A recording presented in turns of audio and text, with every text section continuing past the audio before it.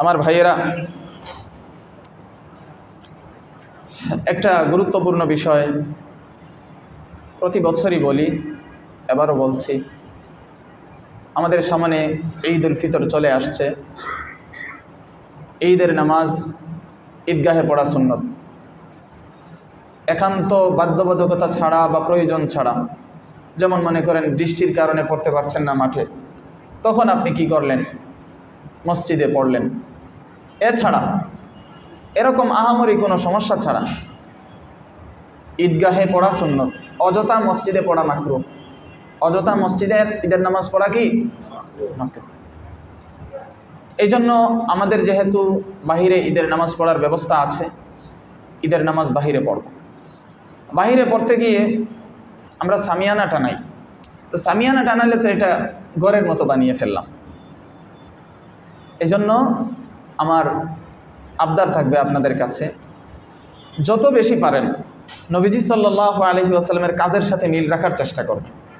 আমরা বলি না, নবী প্রেমের কথা বলি না, যে আমি নবীজিকে ভালোবাসি। এই নবীজিকে ভালোবাসার অর্থটা কি? নবীজির কার্যক্রমটা আপনি অনুসরণ করবেন, তাহলে বোঝা যাবে আপনি নবীজিকে ভালোবাসেন। নবীজি যা চাইতেন, যা করতেন, যা বলতেন, ওগুলো আপনি করবেন, তাহলে বোঝা যাবে আমি নবীজিকে কি করি? ভালোবাসি। তো নবীজি সাল্লাল্লাহু আলাইহি ওয়াসাল্লাম খোলা মাঠে নামাজ পড়তেন। আমাদের উচিত হলো, এটা ফরজ নয়, আমরা তো নবী প্রেমের কথা বলছি, তো এখানে ফরজ খুঁজছি কেন? নবী প্রেমের যদি কথা বলি, তাহলে এখানে আমরা কি করব? খোলা মাঠে নামাজ পড়ব, এটা একটা বিষয়। আর দ্বিতীয় হলো, আপনারা যদি সামিয়ানা টানান, একটা সমস্যা হয়। অনেক সময় বৃষ্টি চলে আসে, তখন কি হয়? বৃষ্টির পানিগুলো মাঠে জমে। সামিয়ানা থাকার কারণে পরবর্তীতে যে রৌদ্রটা আসে 15 মিনিট, 20 মিনিট, আধা ঘন্টার ভিতরে মাঠ শুকায় না। ফলশ্রুতিতে দেখা যায় নামাজের সময় বৃষ্টি না থাকা সত্ত্বেও আমাদেরকে মসজিদে নামাজ পড়তে হবে। মানে একটু আগে বৃষ্টি হয়েছে, কিন্তু পানি জমে গেছে। এখন সামিয়ানা দেওয়া, বাতাস লাগছে না, রৌদ্র পড়ছে না, তো ভিজা রয়ে গেল। আর আমরা কি করছি? মসজিদে নামাজ পড়ছি। এই জন্য আমার অনুরোধ থাকবে, আপনারা সবাই এই সামিয়ানা এড়িয়ে চলবেন। যারা ব্যবস্থাপনা করে তাদেরকে আপনারা বলবেন যে সামিয়ানা দিও না। মানে সামিয়ানা তো জনগণের জন্যই তো করা হয়। তো জনগণ যখন বলবে যে সামিয়ানা করো না, তখন তো ওনারা করতে পারবে না। এজন্য আমার অনুরোধ থাকবে আপনাদের কাছে, বিষয়টা বুঝিয়ে দিলাম কেন, যে নবীজি সাল্লাল্লাহু আলাইহি ওয়াসাল্লাম খোলা মাঠে নামাজ পড়তেন। আরেকটা বিষয় হলো, নবীজি সাল্লাল্লাহু আলাইহি ওয়াসাল্লাম সকাল সকাল নামাজ পড়তেন। দেখেন, জোহরের নামাজ আমরা 1টা, 1:15, 1:30 বাজে পড়ি, কিন্তু জোহরের ওয়াক্ত আসর পর্যন্ত, তাই না? বর্তমানে 4:30 পর্যন্ত। এখন কেউ যদি 3টা বাজে নামাজ পড়ে, তাকে কি কথা বলা যাবে তার নামাজ হয় নাই? বলা যাবে? সে যদি 4টা বাজে নামাজ পড়ে, এই মহল্লাবাসী যদি 4টা বাজে নামাজ পড়ে, তাকে কি কথা বলা যাবে তোমার নামাজ হয় নাই? কথা বলেন, বলা যাবে? নামাজ হয়েছে, কিন্তু কথা হলো জিনিসটা সুন্দর হয় নাই। নামাজের ওয়াক্ত শুরু হইলো 12:15টায়।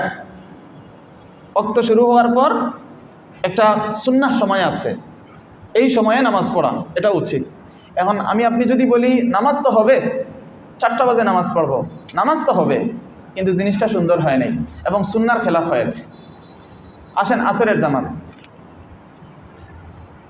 ওয়াক্ত শুরু হওয়ার পরেই 15-20 মিনিট, আধা ঘন্টার ভিতরেই আমরা নামাজ শুরু করি, কিন্তু আসরের জামাতের সময় তো মাগরিব পর্যন্ত আছে নাকি? 1-1.5 ঘন্টা সময়। কেউ যদি মাগরিবের 15 মিনিট, 20 মিনিট, 25 মিনিট আগে নামাজ পড়ে, কোনো সমস্যা? কিন্তু কথা হলো জিনিসটা তো সুন্নাহ মতো হয় নাই। আসেন মাগরিবের জামাত, মাগরিবের জামাতে নির্দেশনা এসেছে যত দ্রুত সম্ভব পড়ো। আমরা আজানের পর 5 মিনিট ভিতরেই কি করি? নামাজ পড়ি। এখন কেউ যদি বলে না আমি আরও দেরিতে পড়বো, সে আসার আগে পড়লো, তার নামাজ হবে না? বলেন, তার নামাজ হবে কি না? হবে, কিন্তু জিনিসটা সুন্দর হয় নাই, কারণ সুন্নাহসম্মত হয় নাই। আসেন এবার এশার জামাত। এশার জামাত হচ্ছে সাহরি শেষ হওয়া পর্যন্ত। এর মানে আজকে কয়টা বাজে সাহরির শেষ সময় ছিল? 4:40 বা 35। এর মানে এশার জামাত শুরু হচ্ছে, এশার ওয়াক্ত শুরু হচ্ছে আমাদের 7:30 বাজে, আর আজান তো হচ্ছে 8:15 বাজে, কিন্তু ওয়াক্ত তো শুরু হচ্ছে কি 7:30 বাজে। আর ওয়াক্ত শেষ হচ্ছে রাত্র 4:30 বাজে। এখন আপনি যদি বলেন আমি 4টা বাজে এশার নামাজ পড়বো, পড়বেন, নামাজ হবে, সমস্যা কি? কিন্তু কথা হলো জিনিসটা ভালো হয় নাই। কেন? সুন্নাহসম্মত হয়। কথা মনে হয় আশা করি বুঝে ফেলছেন কি বলতে চাচ্ছি। ঈদের নামাজও ওয়াক্ত শুরু হয় সূর্য উদয় হওয়ার পরে, মানে সূর্য উদয় হয়ে যখন নামাজের মাকরু সময়টা শেষ, সূর্য উদয় হয়ে গেছে সম্ভবত 6:15 এই মাসে 6:15 আর কি ঈদের নামাজের সময়টা শুরু। এখন এই সময়টা স্থায়ী থাকবে সূর্য পশ্চিম দিকে হেলা পর্যন্ত, ধরেন 11টা, 11:30 যাই হয়, 12টা হোক। এখন আপনি যদি 11টা বাজে জামাত পড়েন, আমাদের বাইতুল মুকাররমায় তো 5টা জামাত হয়, 5 নম্বর জামাত 11টা বাজে, নামাজ কি হবে না? নামাজ হবে কি না বলেন? কিন্তু জিনিসটা কি অযথা একটা এলাকার মানুষ, এটা তো রাজধানীতে নানান কোয়ালিটির মানুষ আসছে, বিভিন্ন প্রেক্ষাপটের জরুরতে 5টা জামাত করতে হচ্ছে। আমরা তো এখানে এলাকার মানুষ নামাজ পড়ি, আমাদের দেরি করার কোনো মানে আছে? এই জন্য আপনাদেরকে আমি উদ্বুদ্ধ করি, যত দ্রুত সম্ভব সুন্নাহর কাছাকাছি চলুন, সুন্নাত বা মুস্তাহাবের কাছাকাছি চলুন। তো নবীজি সাল্লাল্লাহু আলাইহি ওয়াসাল্লামের সুন্নাহ হলো ঈদুল আজহার নামাজ ওয়াক্ত শুরু হওয়ার পরে দ্রুত করা, কারণ মানুষ কুরবানি করবে। আর ঈদুল ফিতরের নামাজ ওয়াক্ত শুরু হওয়ার পরে একটু দেরিতে করা, যাতে করে মানুষ সদকায়ে ফিতিরটা দিয়ে আসতে পারে। সদকায়ে ফিতির আগে দিবে, এই জন্য একটু দেরি করা। আর ঈদুল ফিতরের সময় আগে তো কোনো কাজ নাই, নামাজের পরে কাজ, এজন্য ওয়াক্ত শুরু হওয়ার পর যত দ্রুত সম্ভব করা। তো আপনাদের কাছে আমার আবদার থাকবে, আপনাদেরকে তো আমি এখানে আসার পরে 8:30 বাজে পেয়েছি, এরপরে আপনাদেরকে বুঝাইতে নিয়ে আসছি। এখন যতটুকু নিয়ে আসছি আপনারা আবার আরেক লাফে আবার আগের জায়গায় যাইয়েন না, এটা আমার অনুরোধ থাকবে। আমি এখানে কঠোরতা করতে পারবো না, শক্তভাবে বলতে পারবো না, কারণ এটা ফরজ না। কিন্তু আপনাদের বোঝা উচিত, আমরা নবী প্রেমের কথা বলি, তাহলে সব জায়গায় তো নবীর অনুসরণ করা দরকার। আর 5 ওয়াক্ত নামাজ দিয়ে তো বুঝাইয়া দিলাম, সব জায়গায় খালি হইব এটা বলা উচিত না। হবে তো সব কিছুই তো হবে, শার্ট পরিয়েও তো নামাজ হয়। এখন আমি পাঞ্জাবি খুললে ফেলি, আমি শার্ট প্যান্ট পরিয়া যদি আমি নামাজ পড়ি, নামাজ হবে না? কথা বলছি, শার্ট প্যান্ট পরে নামাজ পড়ে হবে না? হ্যাঁ, তা এখন আমি যদি শার্ট প্যান্ট পরি, আপনাদের কি অবস্থা হবে? বাইরে এত যুদ্ধ শুরু, বুঝেন তো সব কিছু। এই জন্য সব জায়গায় খালি ফরজ ওয়াজিব এমন করেন না, যে এটা কি ফরজ এটা কি ওয়াজিব এমন করেন না। নবীজি সাল্লাল্লাহু আলাইহি ওয়াসাল্লাম এভাবে করতেন, সকাল নামাজ পড়তেন। এজন্য আপনারা এমন টাইম দিবেন, এবং আশা করি আজকেই তো আপনাদের টাইম ঘোষণা করা উচিত। আপনাদের কাছে আমি আশাবাদী, এমন টাইম ঘোষণা করবেন যেটা হবে ওয়াক্ত শুরু হওয়ার পরে খুব কাছাকাছি সময়। হ্যাঁ, আমাদের একটা সমস্যা আছে, আমাদের দুর্বলতাটা হলো নবী সাল্লাল্লাহু আলাইহি ওয়াসাল্লাম আমাদের মতো কালেকশন করতেন না, আমাদের মতো এই নামাজের আগে এত লম্বা ওয়াজ করতেন না। নবীজি নামাজের পরে খুতবা দিতেন। এখন সমস্যা হচ্ছে আমরা তো হলাম বাঙালি মানুষ, খুতবাতে কি বলা হয় না বলা হয় কিচ্ছু বুঝি না, এই জন্য আর কি আগে কিছু আমরা আলোচনা করি। আর আরেকটা বিষয় হলো, এই আমাদের একটু গাফলতি থাকে, উদাসীনতা থাকে। হুজুরে যদি মাইকে একটু ফটর করে, তাহলে আস্তে আস্তে সবাই কি হয়, আসে। এগুলো হচ্ছে আমাদের দুর্বলতা। এই সব দুর্বলতা মিলিয়ে এমন একটা সময় দিবেন যে হুজুরেও কতক্ষণ ফটর করবো, আমরাও হুজুরে কি খুতবা বলে এগুলো বুঝে লমো, আর এরপরে কি করবো, সময় মতো আমরা নামাজ পড়ে ফেলবো। এরপরে আমাদের কিছু কালেকশন আছে, ওগুলো করে ফেলবো। এখন এগুলো তো না করলেও নয়, করতে হবে, ঠিক আছে। তো নবীজির তো আর এইসব ছিল না। তবে নবীজি সাল্লাল্লাহু আলাইহি ওয়াসাল্লাম যেটা করতেন, নবীজি সাল্লাল্লাহু আলাইহি ওয়াসাল্লাম সাদকাতুল ফিতির বা সাধারণ সদকা ঈদের দিনে আদায় করতেন, বিশেষ করে মহিলাদের থেকে। নবীজি তো রাষ্ট্রনায়ক ছিলেন, বাইতুল মালে জমা হতো, সাদকা সবসময়ই ছিল। বাদবাকি আমরা তুলি মসজিদের জন্য, নবীজি মসজিদের জন্য তুলতেন না। হ্যাঁ, মসজিদের জন্য এভাবে তোলার প্রয়োজন ছিল না।